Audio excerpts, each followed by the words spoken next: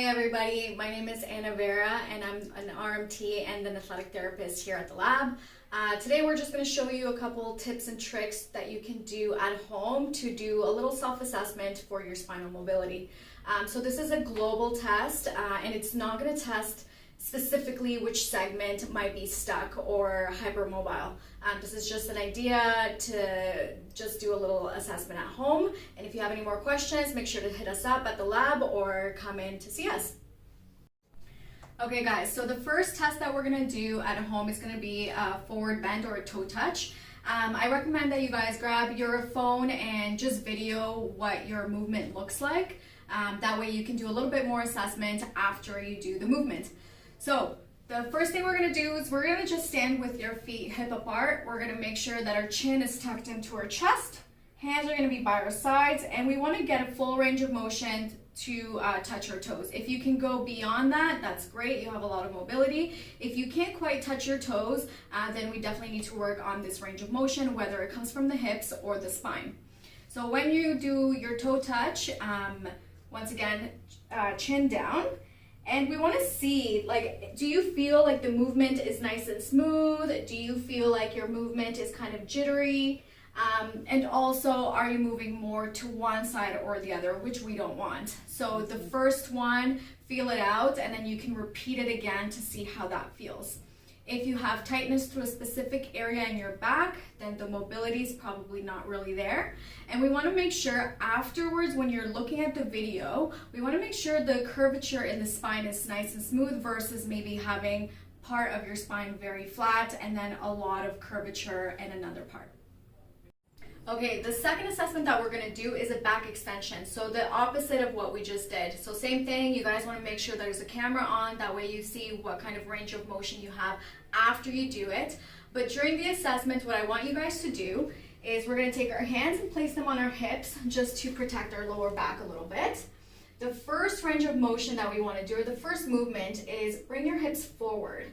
This is going to start with the curvature on the lower back of the L spine.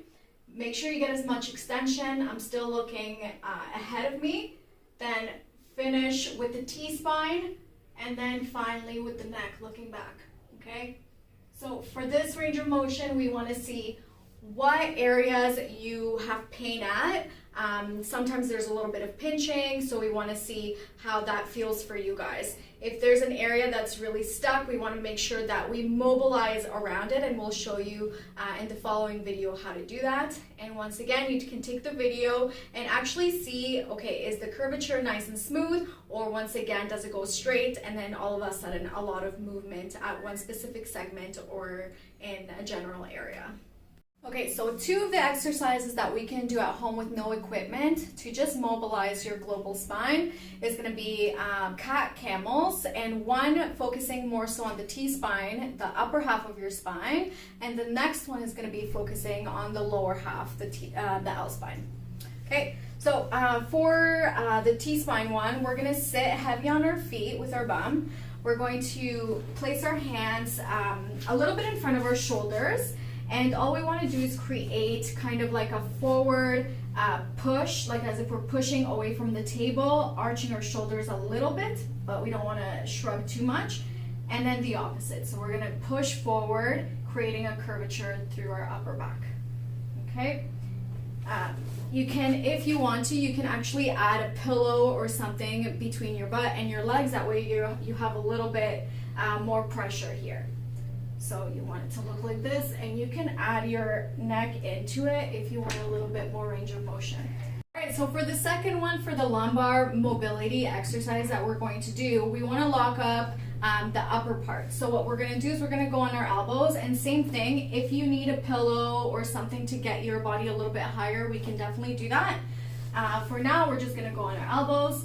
And we want to just mobilize this area here. So we're gonna do almost like a pelvic tilt anteriorly and posteriorly. And you wanna almost really push the boundaries of the motion you have. That way we're really getting to the end of the range of motion and trying to challenge that to increase that mobility. And you can just repeat this about 8 to 12 times, a couple of times a day to start. And that's it.